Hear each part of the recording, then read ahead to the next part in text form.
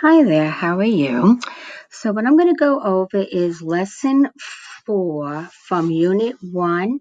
It's on making tables and patterns. And I have 4 examples for you here for the tables and a few for the patterns. So, I'm going to go to the first page, the tables, if I can get this to go over. Okay, so the first thing is making tables.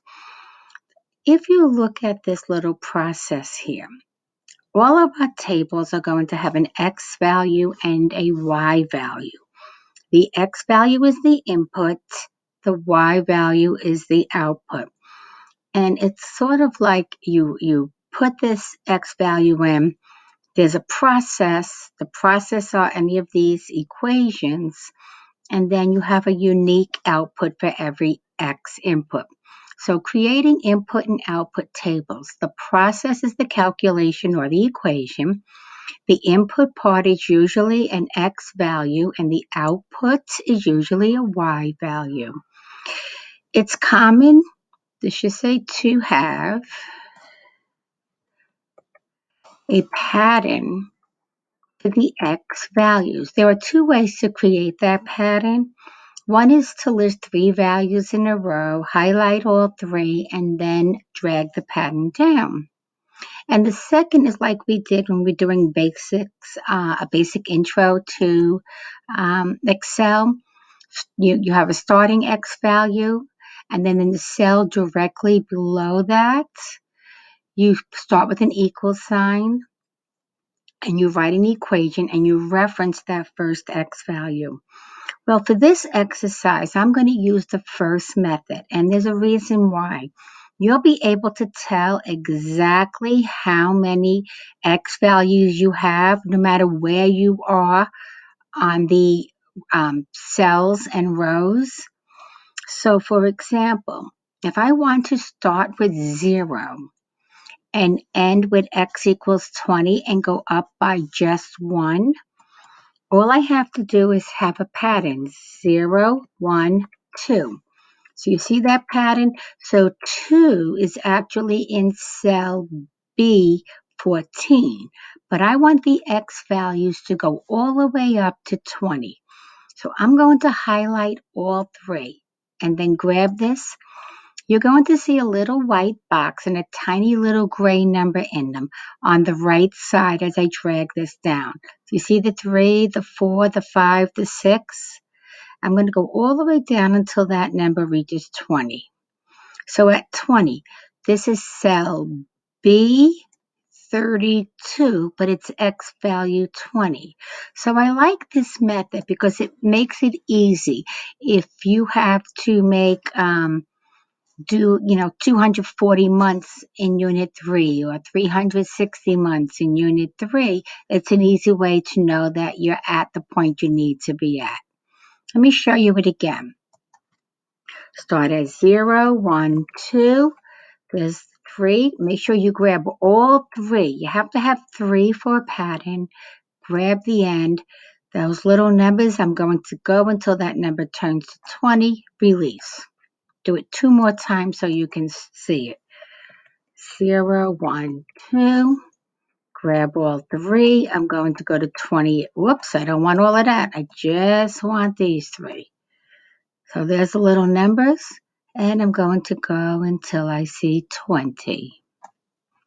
Okay, one more time. So this way you've seen it 4 times in a row, and hopefully you'll know this method. Grab all 3 and just bring this all the way down till I see 20.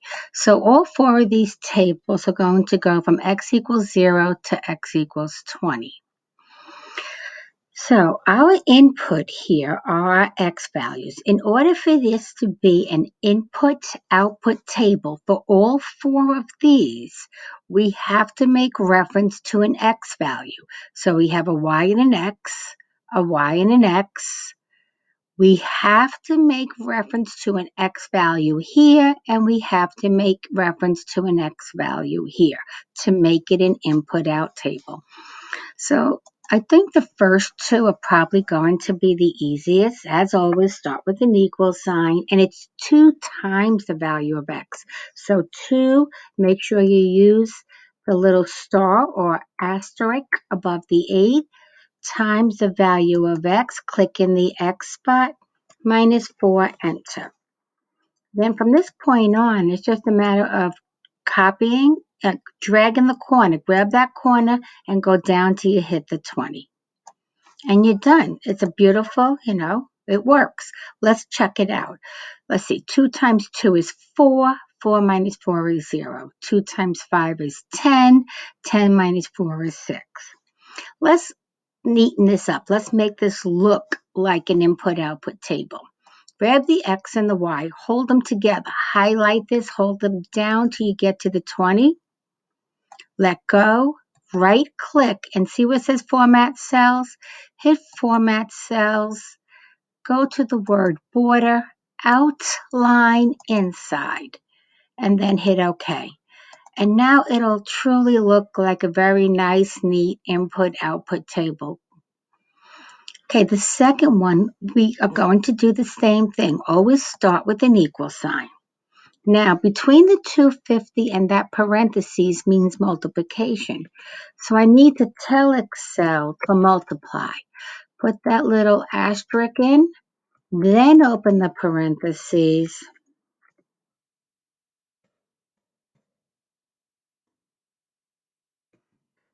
Fill in everything that's inside the parentheses first, close them off, and there's a caret.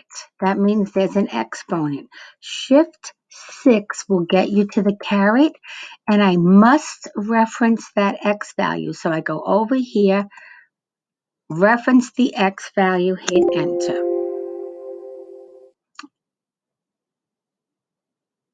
And let's see what I did. We found the typo. So let me go back and hit undo and fix my typo. I don't know where the typo is. So I'll just delete this all out. I'm not sure what I hit. So I'm going to hit the equal, 250, open parentheses,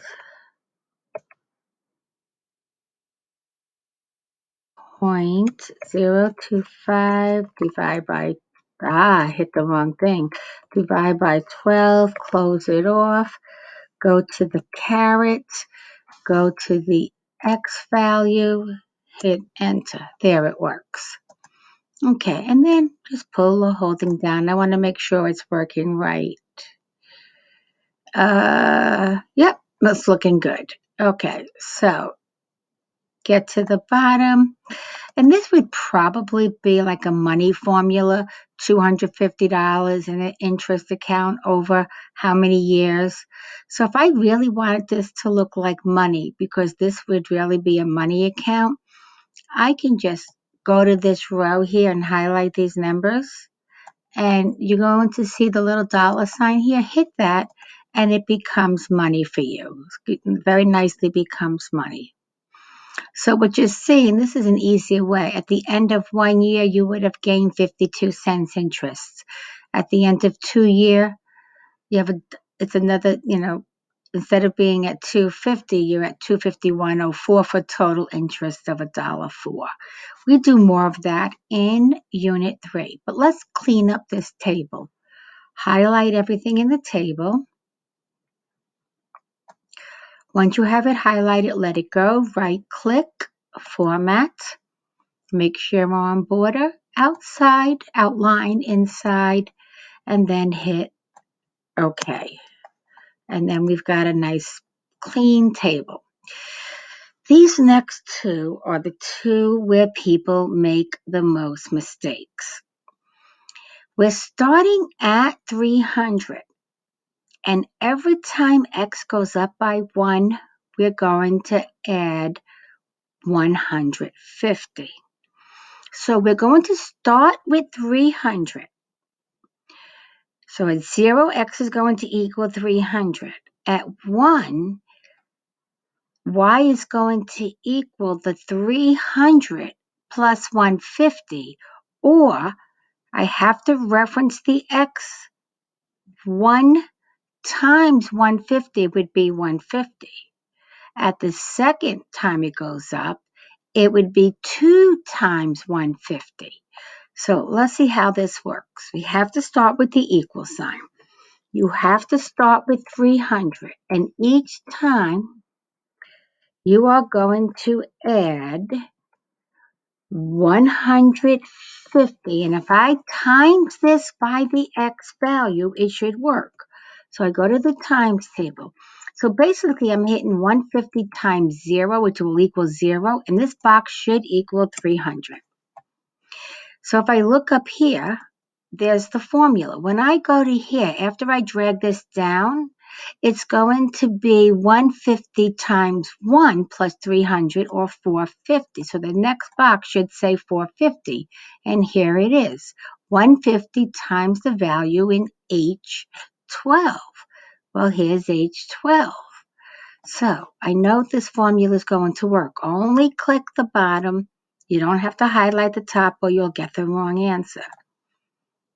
And this goes up by 150 every time. Let's clean this table up by outlining it. Highlight the whole thing. Uh-oh. There's something on the bottom here. So I'm going to undo because I don't know what I just did to it.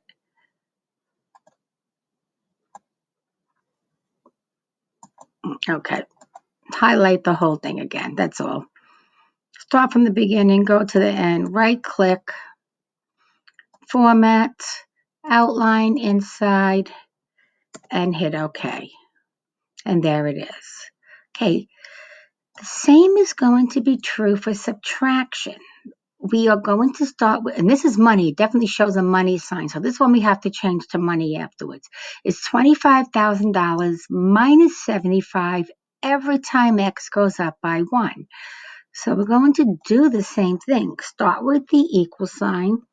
Start with 25,000 minus 75. I have to reference that X value. Whoops. So I need to hit times the X value to make it an input-output table. And it will come back to 25,000. Notice if I click in here, here it is. So I'm going to grab the corner and just pull this all the way down to the 20. And it's filled in. But I know this is money for sure because it shows money on it. Go up to the dollar sign, and now it's all in money. And you will see this is 1 times 75 coming off, 25,000 minus 2 times 75, or minus 150. So you can check them. Time to clean up the table, highlight it all the way to the bottom, right click, format, outline inside, hit OK. So hopefully this part will now not be so bad. All you're going to do is follow these directions. And to be an input-output table, you have to be dependent on the X values. And I think it's what makes these two a little bit difficult to do. The other thing is patterns. So you probably remember seeing something like this in the past. You had input values, you had output values, you had to subtract, you had to get the difference in the x's. So from here to here was +1, here to here was +1, +1. On the other side, from 0 to 4, +4, 4 to 8, +4. So remember when you had to find the difference of the y's divided by the difference of the x? That was to give you the slope of a line. 4 divided by 1, 4. 4 divided by 1, 4. That's where that equation comes from.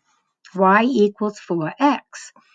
The description for this would be as x increases by 1, the y values increase by 4. We are going to do 2 types of linear functions, equations only. We're going to do linear and exponential. So this example is explained all the way up to here. To determine the pattern created by a linear function in the work area, go down to the second cell. Start with an equal sign, click in the second y value minus the first y value. Then drag that formula. If you have the same value all the way down, it's the exact same value, you have a linear function. Then you just describe it. Like here, the difference down are all 4s. If you don't have the same value all the way down, you need to go to this golden color box. So let's see what the golden box says. If you get a different value after dragging the formula, change the subtraction sign to division. Now, if you get the same value all the way down, you have an exponential. So basically, we're going to use minus and division for our test. When we describe the pattern, it will be different for this one. So we have to make reference to multiplication. So as the x values increase by 1, the y values are multiplied by a factor of. By using factor of, if the values are going down, that constant value would be a number less than 1. If the values are going up, that constant value will be a number greater than 1. So let's practice with this first one. We're going to start what's in the beige box. Equal the second y value minus the first y value. Enter. So I know the difference from 0 to 12 is 12. Click on the 12 and that little green square, turn your white X into a black X or cross, I don't know what you want to call it. And when you get down to here, you check. Oh, they're all the same. So in every single situation, your work area should have the exact same value all the way down. Because this worked with, look up here, subtraction, I know that this is a linear function. The values are increasing by 12. So I have to do two things. First, I'm going to go get a text box to write in. So I'm going to grab a text box from here and put it right next to my work. And I'm going to say what type we have. This is a linear FUNC function. And then describe the pattern as the x values increase by 1, comma, the y values increase by 12. So I've stated the type that it is. It's linear. I've described the pattern. Since this is yellow, I will make this yellow so it matches that one. So I know that this work goes with this. Well, we're going to test the next one. Okay, X and Y. First test is to do the subtraction test. Go to the second one, put equals the second Y value minus the first, enter. Now we have a value that's less than 1, but let's see what's happening. It looks like these numbers are increasing. Are they all increasing by the same amount? Oh, they're all exactly the same. Notice they're all 0.36. So since subtraction was used here, this is telling me it's a linear function. So now I'm going to go get a text box so I have something to write in and put it in here. This is a linear function as the x values increase by 1, the y values increase by 0.36. I've described the pattern, and I've named the type of function. Since this is green, I will make this box green to match its table. Okay, so this table has the work and the box. We have two more to test. Let's go to this one. I'm going to start with this. Start with subtraction. Put in the equal sign. Put in the second y value minus the first y value. Hit enter. So I'm going to see if we get the same value all the way down. Notice how they're all very, very different. So this cannot be linear. They're not the same. So I'm going to get rid of all of that and read the second box. If you get different values, change subtraction to division. So now let's try this with equal sign, the second y value, divide by the first y value. Well, let's take this one and drag this one down all the way and see what happens. Notice they're all exactly the same. It did not work with subtraction, but this did work with, whoops, I got to click in one so you can see, it did work with division. So if it works with division, it's an exponential. So now I just need to go get a text box, put it in right here, and put, this is an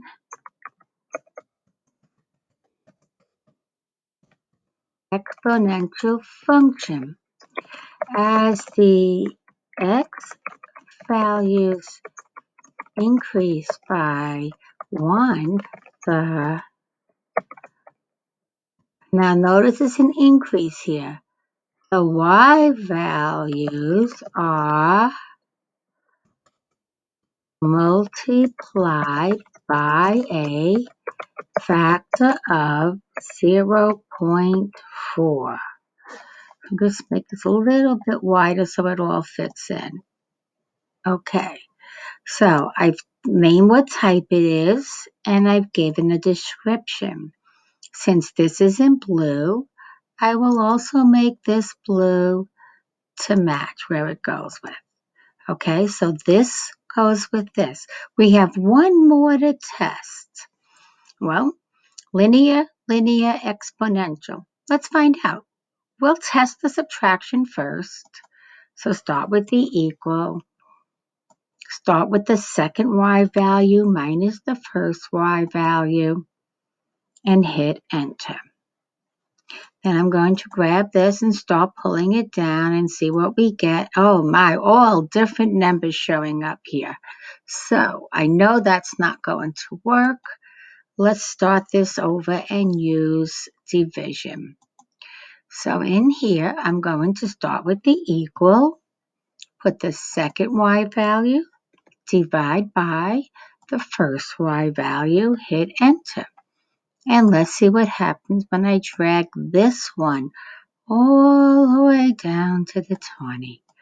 Notice it's exactly the same. So I go back. This was done with division. See up here? It's done with division. This tells me this is exponential. So I need to go get a text box so I can write out what we just did. Okay? This is an